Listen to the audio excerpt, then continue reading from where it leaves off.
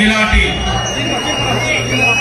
కార్యక్రమానికి గ్రామ తెలుగుదేశం పార్టీ నాయకులు, గ్రామ పార్టీ అధ్యక్షులైనటువంటి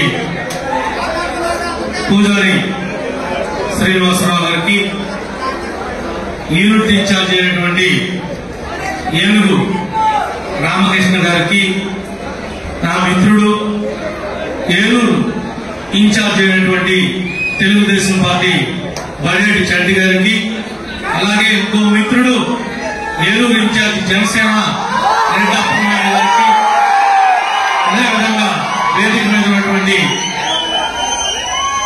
నారాశేషు గారికి, వివిధ మండలాల నుంచి వచ్చినటువంటి సీనియర్ నాయకులకు, జనసేన తెలుగుదేశం కార్యకర్తలకు, ప్రతి ఒక్క సోదరుడికి, ప్రతి ఒక్కరికి కూడా హృదయపూర్వకంగా నమస్కారాలు తెలియజేస్తున్నాం.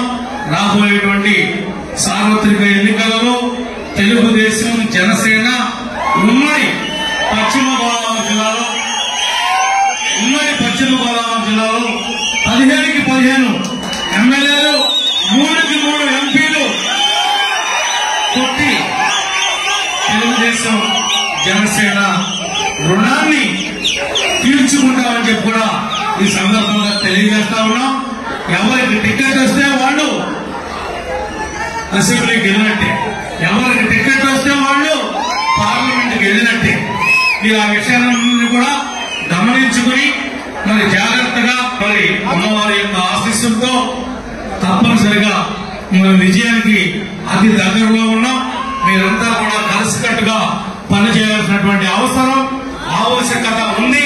ఈ రాబోయేటువంటి 2 నెలలు మనందరికీ కూడా ఒక క్రూషియల్. ఏది ఏమైనప్పటికీ కూడా 67 సంవత్సరాలుగా మనం ఏ రకమైనటువంటి వివాదాల్లో కూడా ఇరుక్కోకుండా ఈ యొక్క ఒక యాజమాన్యం ద్వారా, గ్రామ కమిటీ ద్వారా, ఆలయ కమిటీ ద్వారా దీన్ని నిర్వహించడం మరి చాలా శుభ సందర్భంలో రాబోయేటువంటి రోజుల్లో ఇక్కడ ఎవరికైతే వివాహాలు జరుగుతున్నాయో ఆ జరిగినప్పుడు వాళ్ళకి అతిథి గృహంలాగా బట్టలు మార్చుకోవడానికి కానీ, కూర్చోబెట్టడానికి కానీ, ఇంకా వేరే ఇతర అవసరాల కోసం ఒక గెస్ట్ హౌస్ కావాలని చెప్పి మన నాయకులు రామకృష్ణ గారు, సీనుడు గారు అడుగుతున్నారు. తప్పనిసరిగా ఆ అమ్మవారి ఆశీస్సులతో మరలా ఈ రోజు నాటికి దాని యొక్క నిర్మాణంలో మేమందరం కూడా భాగస్వామ్యం అవుతామని చెప్పి కూడా మీకు హామీ ఇస్తూ మరి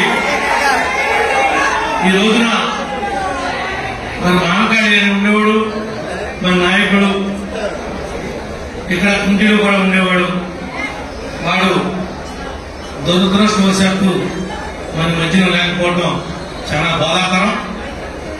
మరి మీ అందరికీ కూడా తెలుసు, అందరితో ఎంత కలివిడిగా ఉండి మని కోసం, పార్టీ కోసం ఆహర్నిశలు శ్రమించినటువంటి వ్యక్తిని మనం కోల్పోవడం దురదృష్టకరం. వాళ్ళ అమ్మకు కానీ వాళ్ళ కుటుంబం కానీ ఎప్పటికీ తెలుగుదేశం కానీ జనసేన కానీ అండగా ఉంటుంది. ఆ లోటుని తేలేకపోవచ్చేమో కానీ కొంతవరకైనా మేము తీరుస్తానికి సిద్ధంగా ఉన్నామని చెప్పి కూడా ఈ సందర్భంగా తెలియజేసుకుంటూ నాకు ఈ అవకాశం ఇచ్చినటువంటి మీ అందరికీ కూడా ఆలయ కమిటీ వారికి ప్రతి ఒక్కరికి మీ అందరికీ కూడా హృదయపూర్వక